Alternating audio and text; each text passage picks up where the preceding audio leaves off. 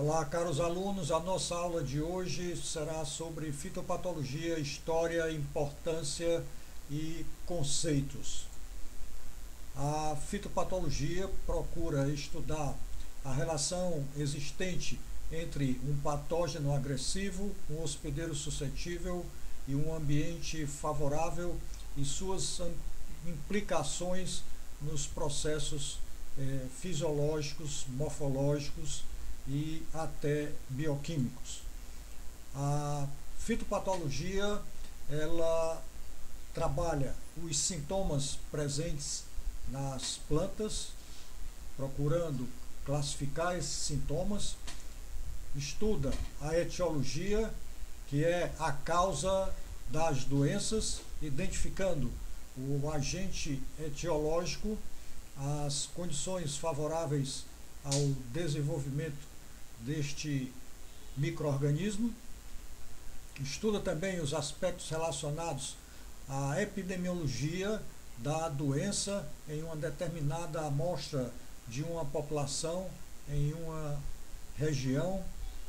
Procura estabelecer, com base na epidemiologia, as medidas e princípios de controle que serão aplicadas justamente com o manejo integrado.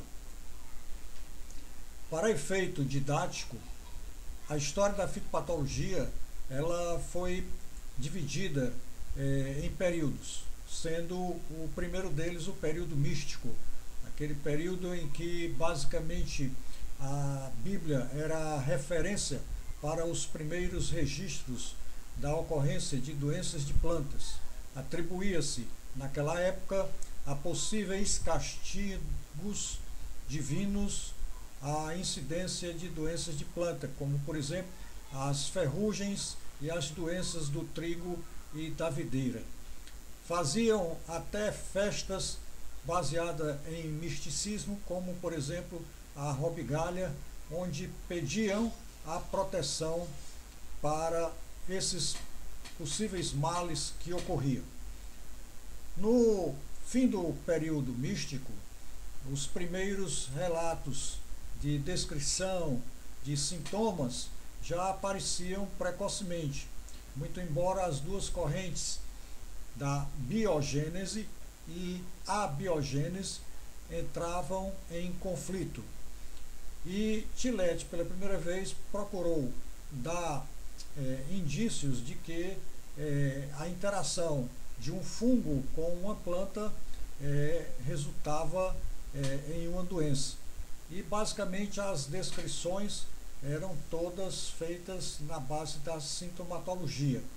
E muito poderia ser visto de referência sobre o assunto na própria Bíblia. Seguindo o período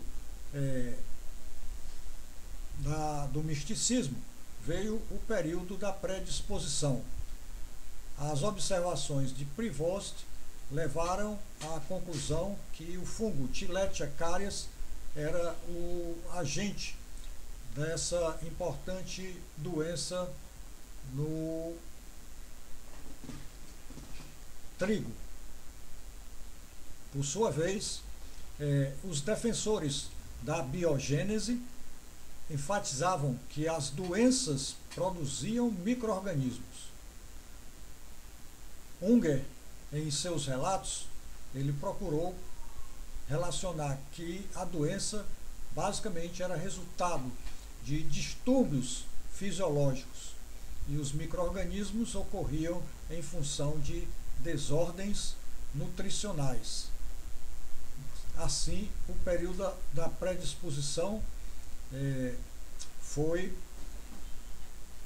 evoluindo até a chegada do período etiológico, em que DeBerry mencionou que as doenças eram de causa parasitária e, para isso, realizou seus estudos e observações em cima do fungo que causa a requeima da batata, Phytophthora infestans.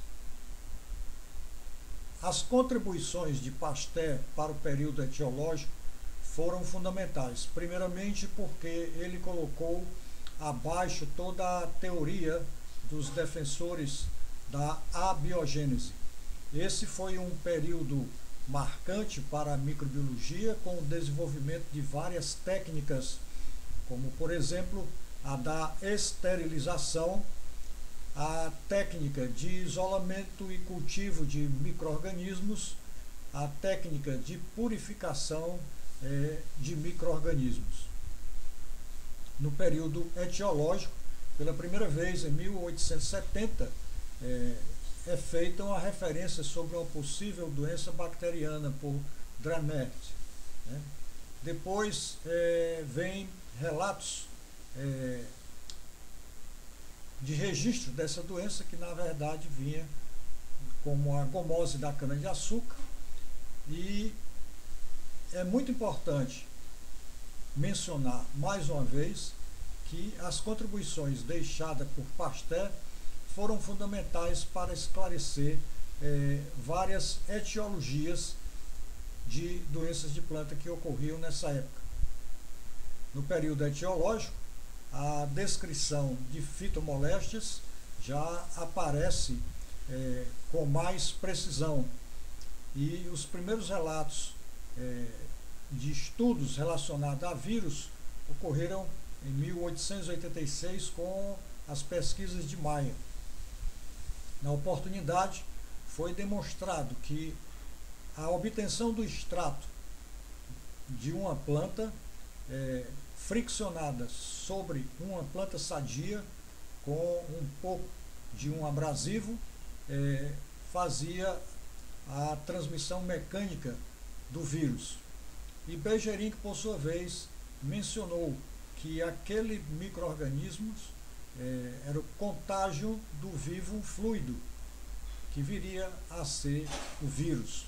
É no período etiológico também que ocorrem os primeiros isolamentos de micoplasma, com as contribuições de Knockaert e Roux. Berkeley também, em 1855, deu grandes contribuições através do estudo dos nematóides das galhas. No período ecológico, as doenças foram classificadas em parasitárias e não parasitárias. E a ênfase foi dada à relação do que se chama o triângulo da doença, a interação patógeno, hospedeiro e ambiente, com a realização de pesquisas voltadas para a resistência genética, os estudos relativos à predisposição das plantas a ataque de patógenos, as condições favoráveis climáticas, edáficas e nutricionais, e a importância do ciclo da doença, com a fonte de inóculo, com a disseminação, a questão relativa à sobrevivência do patógeno, a saprogênese, a patogênese, a penetração, a colonização, a reprodução.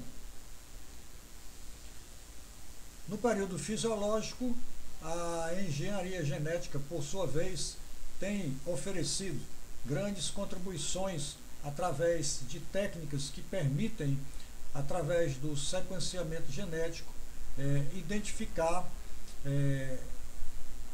os pares de bases que configuram a genética de um determinado patógeno, principalmente através de técnicas como a reação de polimerase em cadeia. No período fisiológico, a grande contribuição de culturas de tecidos permitiu que fossem produzidas plantas transgênicas livres de vírus, utilizando a agrobactéria tumeface causadora da galha das roseiras, substituindo a região de indução do tumor pelo vírus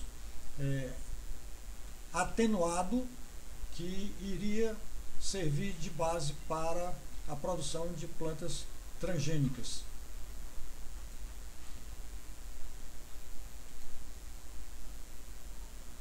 Bem, Hoje podemos dizer que esse período fisiológico já começa a adentrar no período da nanotecnologia, com técnicas avançadas de estudo e identificação de patógenos, dando assim uma grande contribuição para a identificação, para reposicionamento de classificação de patógenos na fitopatologia. Essa é a nossa aula de hoje. Obrigado pela atenção. Essas são as referências.